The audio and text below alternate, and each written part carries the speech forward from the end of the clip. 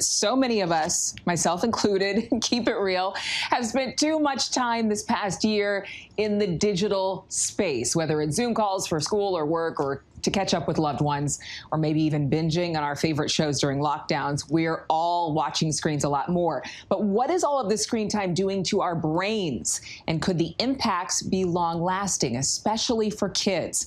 ABC's Rena Roy reports. These days, screen time seems to be all the time.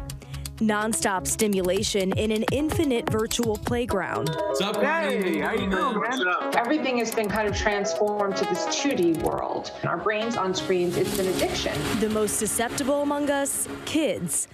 11-year-old Ayan Mukherjee got his first computer when he began remote learning last spring. Let's just start from the beginning. Let's go back to April 2020 when virtual learning began. You got your very first laptop. What was that like? I mean, it was very exciting because I usually had to share devices with people in my family. But he says in just a matter of days, things were getting out of hand. I started with a couple of videos, then I started watching more and more. I watched every free moment I had, and day and night. And it turns out our brains are wired to keep watching. Binging activates the reward center found in the midbrain, where dopamine is released and sent to our nucleus accumbens in the basal ganglia. It taps into the more survival and pleasure-based centers of the brain, driving us to watch that next episode or just one more video from a creator we love on YouTube. The prefrontal cortex of the brain, more recently evolved in humans, is more rational and works to weigh the consequences of certain decisions like binging. It might step in to tell the brain that you need sleep, so you should probably turn that video off. It's a constant battle between immediate pleasure and self-control, making us pretty exhausted. Dr. Heather Berlin, a neuroscientist and clinical psychologist, says it's taking a toll, particularly on kids. Studies show that with children, the longer amount of time they spend on screens, the worse their social and emotional development. Ayan's mother, Dr. Preetika Mukherjee, is a neuropsychologist herself and tells us she noticed an immediate shift in his behavior, saying he was extra tired, moody, and irritable. And as a mom, during that shift, how did it feel to see your son kind of acting out in this way? It was hard. It was difficult because he's usually not this dysregulated. He's a very even-keeled, calm kid. We were questioning what could it be. According to the Mayo Clinic, excessive screen time in kids has been linked to loss of social skills, behavioral problems, less sleep or irregular sleep, obesity, and even violence. Lindsay Reckler, a mother of two, has been working and parenting from home like millions of Americans for over a year now.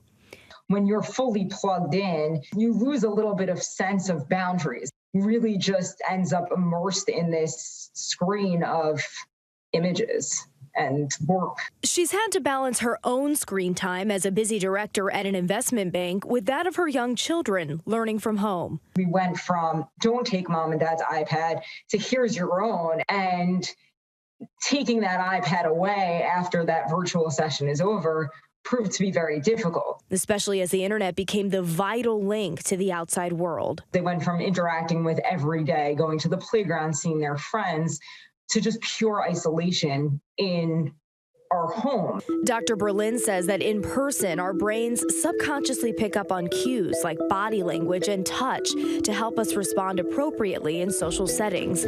But on platforms like Zoom, these cues are missed, and the brain adjusts to a digital world of disrupted conversations, exaggerated expressions, and a lack of eye contact. This is not how we were evolved to communicate, causing what's now being dubbed Zoom fatigue. Professor Jeremy Bailenson has been leading Stanford University's research on the subject. Zoom fatigue is when you've been doing it for hours a day, you get this kind of exhaustion. You feel drained, you feel exhausted, perhaps more than you would after meetings around people in the real world. All the kids from your class on Zoom. Reckler captured our new reality in a parody children's book called Good Morning Zoom, a riff on Goodnight Moon. When I first wrote the book, we were trying to explain to our children why they were not seeing their grandparents. Here, all of these children are enduring this